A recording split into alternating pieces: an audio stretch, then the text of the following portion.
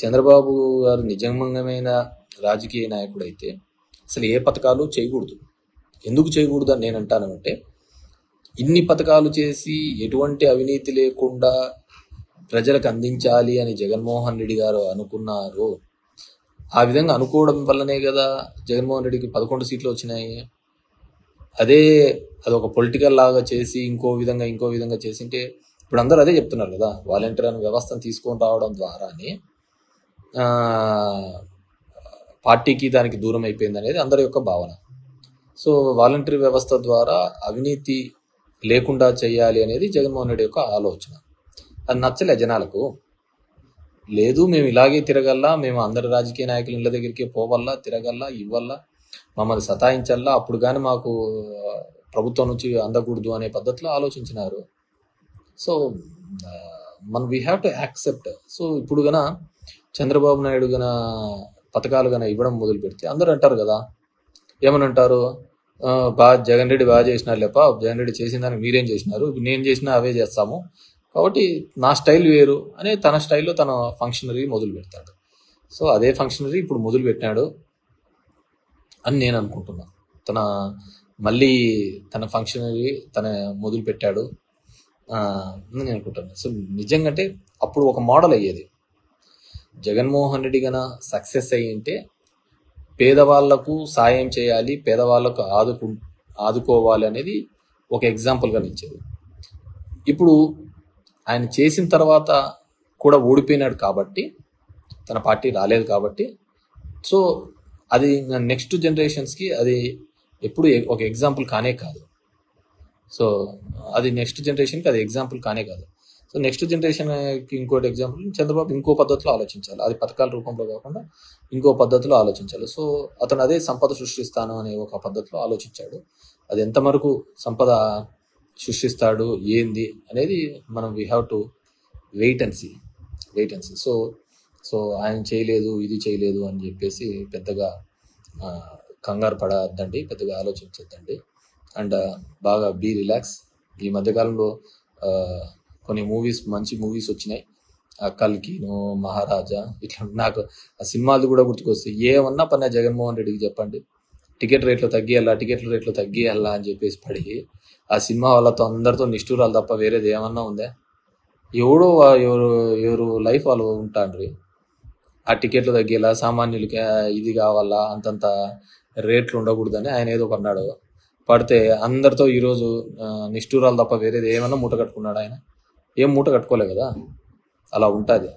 So ఎప్పుడైనా కానీ జనాలకు ఆ రోజు అది అవసరం ఏం లేదు. బ్లాక్లోనే టికెట్ పెట్టుకొని కొనుక్కొని పోతారు ఫ్యాన్స్కి వాళ్ళ సినిమాలో వస్తే. అలాంటిది నువ్వు ఆ టికెట్ తగ్గిమని చెప్పడానికి చెప్తే వాళ్ళు ఎందుకు యాక్సెప్ట్ చేస్తారు? So it's craze. మనం వాళ్ళకి తగ్గిస్తున్నాము ఇదేదైనా వాళ్ళు ఆలోచించరు. ఆ విషయం గురించి వాళ్ళకి తెలియదు కదా, మనం నీకు మంచి చేస్తున్నాము అనేది. వాళ్ళ సినిమా ఫ్యాన్ ఎంతైనా పెట్టుకోవాలా అనేది వాళ్ళ ఆలోచన. మనం ఎవరు వాళ్ళకి ఆ రేట్లు తగ్గించాలనేది. అలా అనుకున్నాము. అందరితో ఒక ఇండస్ట్రీతో అందరితో కూడా మనం చెడు మూట కట్టుకోవడం జరిగింది. నా ఎస్సీలు, నా ఎస్టీలు, నా బీసీలు అని అన్నారు. మిగతా ఆ సెక్షన్ ఆఫ్ ది పీపుల్ నీతో సెయిల్ అయినారో లేదో తెలియదు, కానీ మిగతా సెక్షన్ ఆఫ్ ది పీపుల్ అందరూ కూడా నెగిటివ్ అయినారు కదా. వాళ్ళైనా మేము వద్దా అని. పోనీ ఎవరినైతే భుజాన్ని ఎత్తుకున్నారో వాళ్ళన్నా మనతో తోడొస్తున్నారా? తోడొచ్చింటే ఈ పరిస్థితి అయితే ఉండేది కాదు కదా. తోడొస్తే ఈ పరిస్థితి అయితే ఉండేది కాదు కదా. సోషల్ ఇంజనీరింగ్ అనే కాన్సెప్ట్ తీసుకొని వస్తుంది. ఓసీలకు జనరల్గా వచ్చిన సీట్లను కూడా బీసీలకు ఇచ్చినాడు. ప్రతి ఇద్దరు వైస్ ఎంపీపీలు ఉంటే ఒక వైస్ ఎంపీపీ ఖచ్చితంగా బీసీ కానీ ఎస్సీ కానీ ఉండాలి, మహిళ కానీ ఉండాలి అన్నారు. సో హీ వాంట్స్ టు ఒక revolution. These are all accept చేసుకోవడానికి పబ్లిక్ లేదు. పబ్లిక్ ట్రెడిషనల్గా వచ్చే పద్ధతినే యాక్సెప్ట్ చేశారు తప్ప ఇవన్నీ వాళ్ళు యాక్సెప్ట్ చేసుకోవాలా అనే పద్ధతికి ఆలోచించుకోలేదు. అరే మన కోసం ఆలోచిస్తున్నాడు, నా బీసీ, నా ఎస్సీ, నా ఎస్టీ మా గురించి ఒకరు ఆలోచిస్తున్నారు అనేది ఆలోచించలేదు. సో ఇట్స్ వర్టికల్లీ పార్టీ లైన్లో డివైడెడ్గా ఉన్నప్పుడు అవన్నీ ఆలోచించలేదు. జగన్మోహన్ రెడ్డి ఆలోచించినాడు. సో ది మిగతా సెక్షన్ ఆఫ్ ది పీపుల్లో అది ఖచ్చితంగా ఒక నెగిటివ్గానే కనపడింది వాళ్ళకు. సో అది ఇంకా స్ట్రెస్ చేయడంతో ఇంకా ఎక్కువ ఉంది. పోనీ మమ్మల్ని ఓన్ చేసుకుంటున్నాడు కదా, మమ్మల్ని ఏ ముఖ్యమంత్రి కూడా, ఏ పార్టీ కూడా ఇన్ని పదవులు ఇచ్చి ఈ విధంగా మమ్మల్ని దగ్గరగా చేసుకున్నారు కదా అనే ఫీలింగ్ వాళ్ళు కూడా ఎక్స్ప్రెస్ చేయలేదు. వాళ్ళు కూడా చూపించలేదు అనమాట. మమ్మల్ని ఇంతగా చేసినారు కదా, మాకు ఈ విధంగా ఒక రాజ్యాంగబద్ధమైన పదవులు ఇచ్చినారు కదా, సరే ఆ పదవులకు ఏ విధంగా ఉంది ఏముంది అనేది తర్వాత. ఎంతో మందిని పక్కన పెట్టి ఇచ్చినాడు మమ్మల్ని, వాళ్ళకు వచ్చిన ఆపర్చునిటీని కూడా తీసేసి మాకు ఇచ్చినాడు కదా, సో మనం ఉండాలి కదా అనేది కూడా లేకపోయింది అనమాట.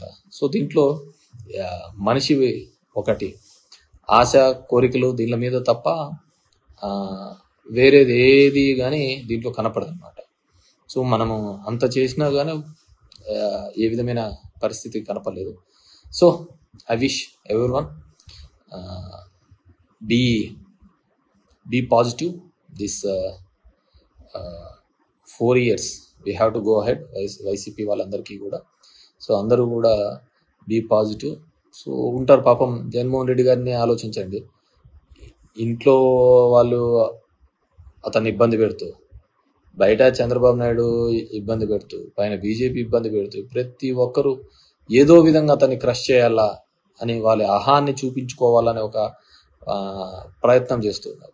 So at this point of time మనమందరం కూడా వైసీపీ పార్టీకి ఆయనకు తోడుగా ఉండాల్సిన బాధ్యత. నాకు తెలిసి ఆయన ఎవరికే కానీ తెలిసి అయితే నష్టం జరిగిండదు. సో డెఫినెట్గా ఒక పొలిటికల్ డ్రివన్ తప్ప, రాజకీయంగా తీసుకోకపోవడం తప్ప, ఆయన అన్నీ కూడా ప్రతి ఒక్కరికి కూడా మంచి చేసే ఒక ప్రయత్నమే చేసినాడు తప్ప ఎక్కడే కానీ నెగిటివ్ చేయలేదు. ప్రతి ఒక్కరికి మంచి చేయాలనే ఒక ఆలోచన తప్ప వేరేది ఏం చేయలేదు. సామాన్యుల వరకు కూడా ఒక మంచి చేయాలనే ఒక ఆలోచన తప్ప వేరేది ఏం చేయలేదు. సరే ఉండొచ్చు, రాజకీయంగానే చూసుకోలేదు. ఇప్పుడు ఎఫ్పి షాప్స్ ఉన్నాయి ఒక పల్లెలో, ఒక గ్రామంలో. ఎఫ్పి షాప్ అంటే ఆ ఊర్లో ఉన్న పెద్ద లీడర్ దగ్గరకు ఉంటుంది. అది జనాలందరూ అతని దగ్గరికి పోతుంటారు, లైన్లో నిలబడుతుంటారు, తెస్తుంటారు. జగన్మోహన్ రెడ్డి ఒక కొత్త పద్ధతి తీసుకొని వచ్చినాడు, ఒక వ్యాన్ పెట్టాలని, అది ఇంటింటికి పోయి ఇవ్వాలని. సో అక్కడ అతను బాధపడినాడు, వీళ్ళకు సాటిస్ఫాక్షన్ లేదు. అలా మల్టిపుల్ రీజన్స్తో ఈ విధంగా ఉంది. So that's it for now. So అందరినీ కూడా be positive and we have to, అందరం కూడా జగన్మోహన్ రెడ్డి గారికి తోడుగా ఉందాం, అండగా ఉందాం. అతన్ని అన్ని విధాలుగా కూడా ఇబ్బంది పెట్టే ప్రయత్నాలు చేస్తూ ఉంటారు ఎమ్మెల్యే క్యాండిడేట్స్కి. రాజకీయంగా ప్రతి గ్రామంలోనూ, ప్రతి ఊర్లోనూ, ప్రతి వార్డులలోనూ కూడా ఇబ్బంది పెట్టాలా అనే ఒక ఆలోచన విధానంతో చూస్తుంటే ఇప్పుడు ఒక కొత్త ట్రెండ్ వస్తుందన్నమాట.